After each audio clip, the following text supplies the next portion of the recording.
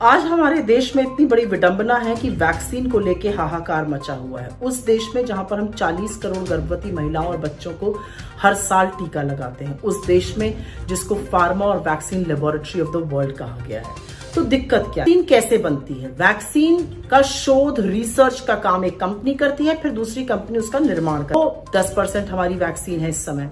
अब दिक्कत क्या है? दिक्कत की बात यह है कि हमारे यहाँ प्रचुर मात्रा में ना वैक्सीन बनी, ना उसमें कितने लोगों को वैक्सीन लगी है, इसके बारे में भी भ्रमित करा जाता है। 135 करोड़ से ज्यादा केस और उनको करीब करीब 124 करोड़ डोजेज चाहिए होगी, क्योंकि 2 डोज लगनी है।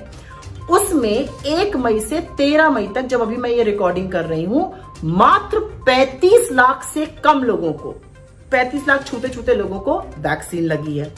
अब इसमें क्या किया जा सकता है? इसमें 2 काम हो सकते हैं। अपने यहाँ की वैक्सीन प्रोडक्शन को बढ़ाइए या विदेशों से वैक्सीन इंपोर्ट करिए।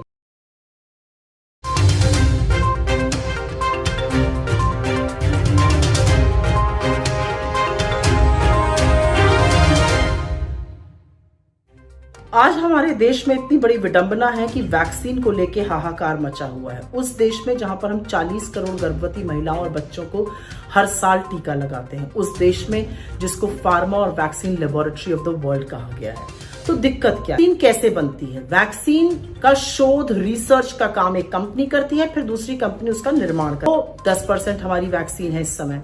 अब दिक्कत क्या है? दिक्कत की बात यह है कि हमारे यहाँ प्रचुर मात्रा में ना वैक्सीन बनी, ना उसमें कितने लोगों को वैक्सीन लगी है, इसके बारे में भी भ्रमित करा जाता है। 135 करोड़ से ज्यादा केस और उनको करीब करीब 124 करोड़ डोजेज चाहिए होगी, क्योंकि 2 डोज लगनी है।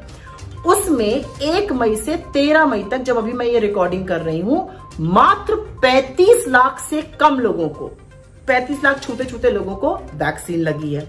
अब इसमें क्या किया जा सकता है? इसमें 2 काम हो सकते हैं। अपने यहाँ की वैक्सीन प्रोडक्शन को बढ़ाइए या विदेशों से वैक्सीन इंपोर्ट करिए।